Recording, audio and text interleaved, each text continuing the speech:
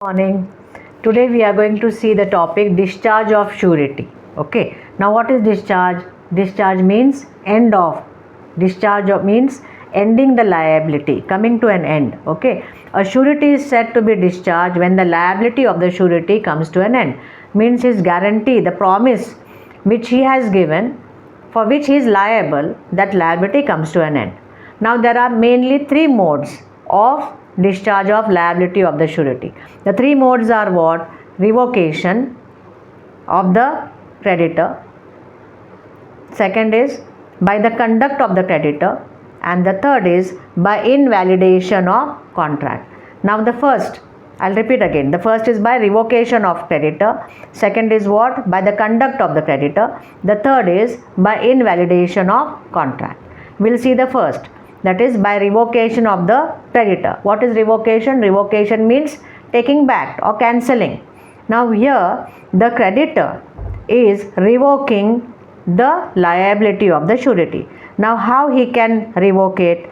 Revocation by surety by giving notice, revocation by death, and revocation by novation. Okay, now these are the three modes of revocation, you can say, by the creditor. Revocation by surety by giving a notice. Revocation by surety by giving a notice. Means here the surety is telling the creditor, I revoke, I stop, I cannot fulfill the liability. I cannot fulfill the liability. It means what? For the future transaction, not for the previous. A specific guarantee cannot be revoked by the surety, but a continuing guarantee can be revoked. We have seen the two types. Specific guarantee means what? A single transaction. Once you are guarantor, you are a guarantor. Now you can't revoke it. You will be discharged only when the principal debtor fulfills the promise. So for a specific guarantee, there is no revocation. But for a continuing guarantee, there is revocation. And how the revocation is there? He will give a notice to the creditor that I revoke.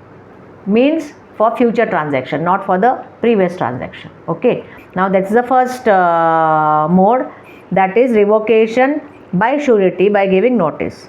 The second is what? Revocation by death. Means if the surety dies. Now here also the main difference is there. For a specific guarantee, if a surety dies, then also his property is liable for the fulfillment of the promise. Means the creditor can recover the amount. If he cannot recover the amount from principal debtor, then he can recover the amount from the surety's property.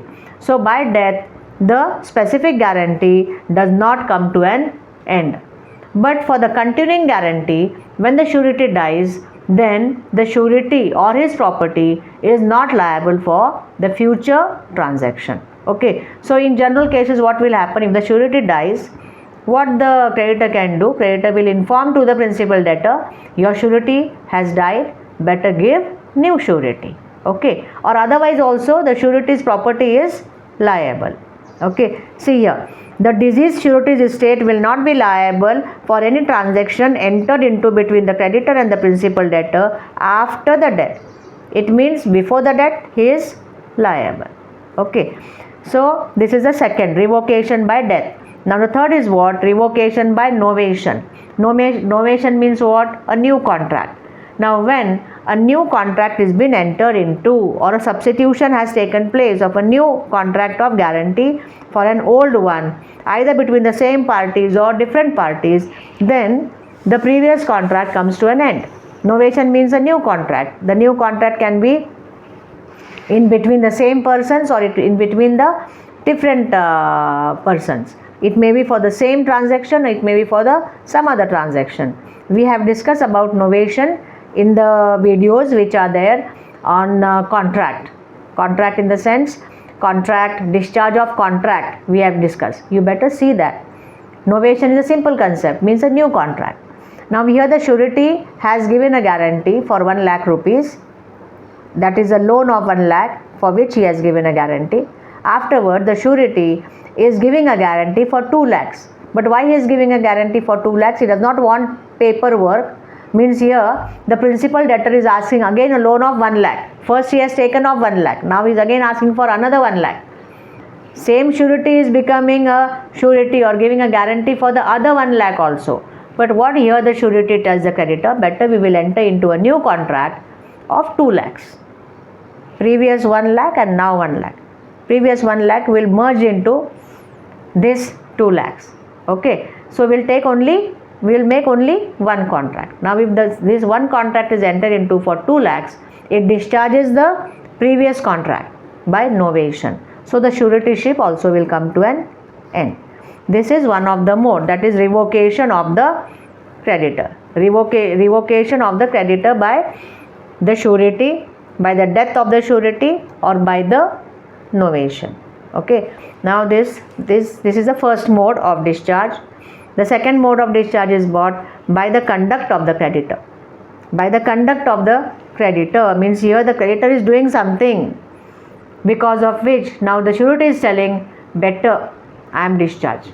No, you have not asked me, you have not told me. Okay, so the first is what? Variance in the terms of contract. Means here if the creditor varies, that is changes the terms of contract without the concurrence of the surety is discharged. Okay, next is what? Release or discharge of the principal debtor. Means here the creditor is telling the principal debtor, I am releasing you, don't pay the loan. Once he says don't pay the loan to the principal debtor, the surety is also discharged. Okay, because his liability is secondary liability. If the primary liability is discharged, the secondary liability will also discharge. Now the third is what? Compounding by creditor with the principal debtor. A contract between the creditor and the principal debtor by which the creditor makes a composition with or promises to give time or not to sue the principal debtor discharges the surety, unless the surety agrees for that. Surety will never agree for that, isn't it? Because these things have been happened without his permission, or no permission is needed of the surety, but the surety must be told about that. But here they are making a compromise, making something by which the principal debtor is not liable, then the surety is also discharged. Okay, now the other is what? Creditor's act or omission impairing surety's eventual remedy. Means here the surety is repaying the loan of the principal debtor to the creditor. So he is having a right, again we have seen, he is having a right of what? Equities. Give me the papers, give me the gold, give me the security. And if the creditor is telling that he is not having that security, then the surety is discharged. Surety will not repay that debt because he is having a right of subrogation here. Okay, he is having certain remedies. Only when the creditor fulfills those things, he can recover that amount from the principal debtor. So if his remedy has been taken away, then why he will pay the debt? He will not pay the debt. He will not fulfill the promise. He is discharged. Okay. Now the next is what? Loss of security. If the security which has been given by the principal debtor to the creditor is lost, then the surety is discharged. Now these are the different, you can say, points where by the conduct of the creditor, the surety is discharged. Which points we have seen? Variance in the terms of contract, release or discharge of the principal debtor, compounding by the creditor with the principal debtor, creditor's act or omission which takes away surety's eventual remedy, and the last is what? Loss of security. These are certain things, or you can say conduct of the creditor, because of which the surety is discharged. Okay. Now the third mode is what? Discharge of surety by invalidation of contract. Means here the contract has become invalid. If the contract has become invalid because of misrepresentation and fraud and all, then the surety is discharged, because you are doing fraud against the surety. Then why the surety is bound by that? Surety will discharge. Okay. So here what is there? Guarantee obtained by misrepresentation, guarantee obtained by concealment, or guarantee was given by the surety only when the co-surety joins. Means what I am telling you, or what I am telling the creditor, okay, I am giving you the guarantee only if some other surety is with me, and if you don't take that surety, then I am discharged, because I had given a condition. I am given condition that if other surety joins, then only I am giving the guarantee. It is a contingent contract here. Okay, therefore the condition must be fulfilled. So the third mode, that is the last mode, is what? Discharge of surety by invalidation of contract. The first point in that is guarantee obtained by misrepresentation, guarantee obtained by concealment, guarantee on contract that creditor shall not act on it until the co-surety joins. Okay, now these are the different, you can say, points where the contract becomes invalid. If the contract becomes invalid, then the surety is discharged. All these points we have discussed for the concept was discharge of contract. Okay, discharge means the end of surety's contract. The liability of the surety has come to an end here. Okay, bye bye. See you in the next video.